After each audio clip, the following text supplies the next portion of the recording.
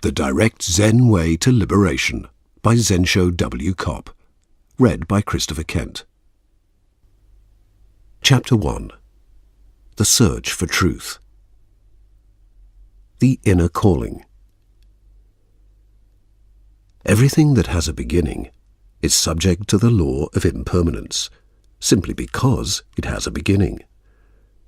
Thus, human life too undergoes the process of birth and death.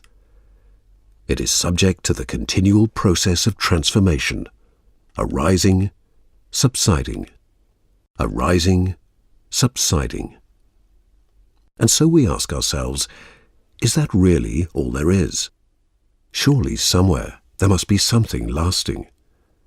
And just this alone, our desire for stability, security, and bliss is a constant inner calling, an indication of the presence of a higher reality. Thus, we start to seek, without knowing what we are actually seeking. Yet what we seek is in truth nothing other than our true divine self. It is our own reality. We have never lost it. It is there, and it has always been there. It is just that we have covered it with the projections of our discriminating, conceptual thinking, so that we have forgotten who and what we really are. Yet now, right here, in this instant, the reality of our true being reveals itself. Nothing could be closer. If we do not find it here, we will find it nowhere. In the words of Zen Master Lin Chi from the 9th century, "You wear down your feet rushing in all directions. What are you actually seeking? There is no Buddha to seek externally."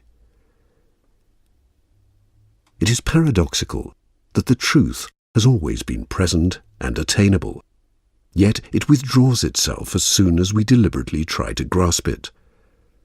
The truth of Zen is directly before us, but as soon as we start reflecting on it, we fall into disarray. When we interpret things with our intellect, we become more and more distant from the reality we are seeking, for we remain solely within our self-made limitations of dualistic discrimination. In this way, we embroil ourselves ever deeper in the creeping tangle of our discriminating, conceptual thinking. But Zen rises above all this and calls to us. If you could only free yourself from conceptual thinking, you would recognize that there is no other Buddha than the one in your own mind. These words by Zen Master Huang Po from the 9th century form the core of the true original Zen of the ancient Chinese masters. We are only truly on the path to liberation when we can prevent our thoughts from roaming and seeking. For when we try to grasp Zen with concepts, we create our own restrictions and fall short of reality. All conceptual thinking is a mistaken opinion, says Zen. So why stuff your brain with all sorts of intellectual rubbish? What is the point of rooting around in every corner like a dog scraping up all kinds of old rubbish in its muzzle? Instead, let us dig into our own treasure, for the truth we're seeking is closer to us than we are to ourselves. There is nothing to seek. There is nothing to gain. There is no space in which things could be separate from one another, and there is no time in which anything is yet to appear or is no longer there, for everything takes place simultaneously, by which all things mutually permeate one another. Everything is an all-encompassing whole, which contains everything within it, now here. And since everything is now here, where will we seek, and what will we seek? When we wish to experience our true, original being, there is no other way than to immerse ourselves in it, now, here. For how can we experience what is here right now when we are caught in tomorrow, or the day after, or when we are anywhere else than here?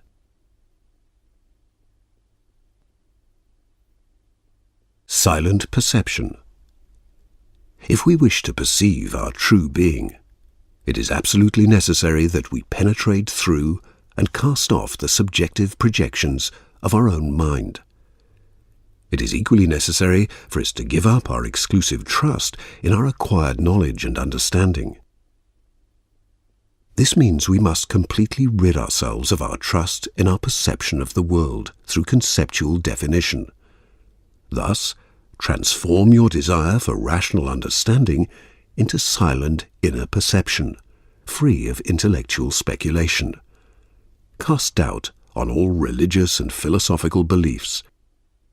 They are nothing more than interpretations of the neurotic intellect. Therefore, we do not need to believe in any religious dogmas.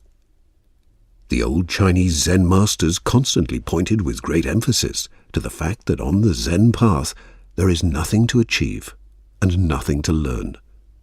There is nothing to reach, and there is no holy truth to realize.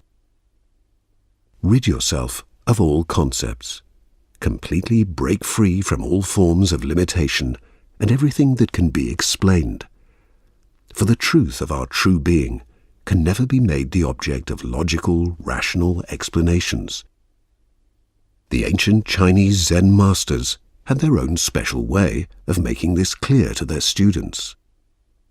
On one occasion, news spread throughout the land that Zen Master Po planned to deliver a great public Dharma sermon on the truth of Zen, and that all monks from neighboring monasteries were invited to attend. The monks came from everywhere, from near and far. The great Dharma hall was hardly big enough to accommodate the many eagerly waiting listeners. Then the big moment came. The bell was sounded, and Zen Master Po entered the Dharma hall and sat down on his high seat. After a moment's silence, he began. Having many sorts of knowledge cannot be compared with giving up seeking for anything. This is the best of all things. Mind is not of several kinds, and there is no doctrine which can be put into words. And as there is no more to be said, the assembly is dismissed. Having spoken these impressive words, Zen Master Po stepped down from his high seat and left the Dharma hall.